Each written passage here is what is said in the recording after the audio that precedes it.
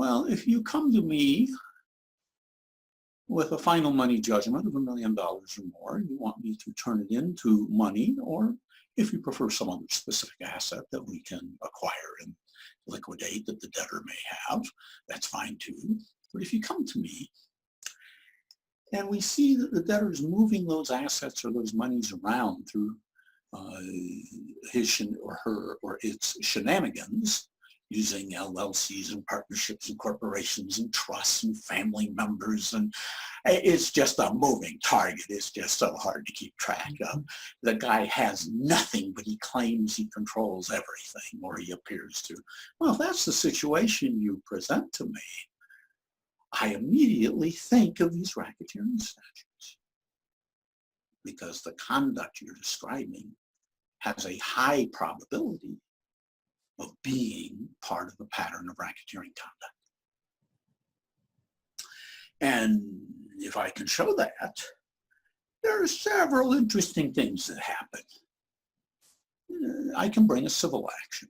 I usually couple it with an action to collect your judgment, where we are after a particular asset in the hands of some third party or entity, and we say that was a fraudulent conveyance, and we get the asset, and we also get to impose liability against the person holding the asset.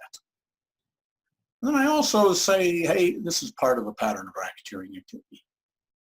If I show that, and on the civil side, I've already discussed only a preponderance of the evidence in federal statute in the federal court and clear and convincing in Colorado State Court, and it varies in every state.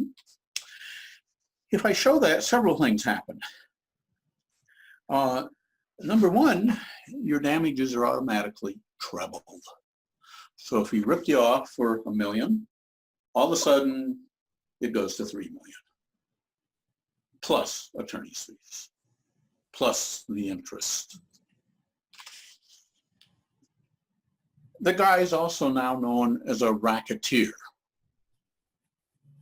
Now, I do know a few racketeers who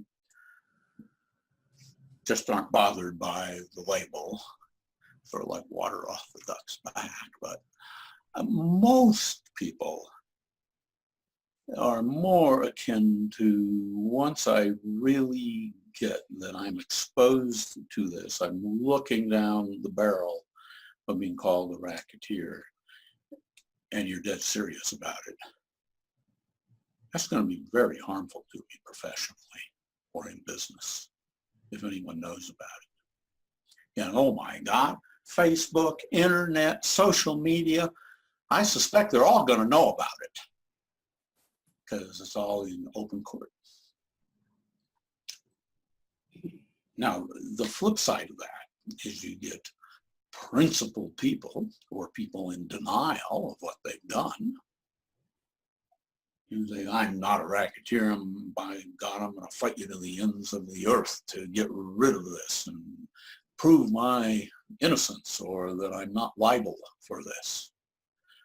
Well, that's why we have courtrooms, that's why we have trials.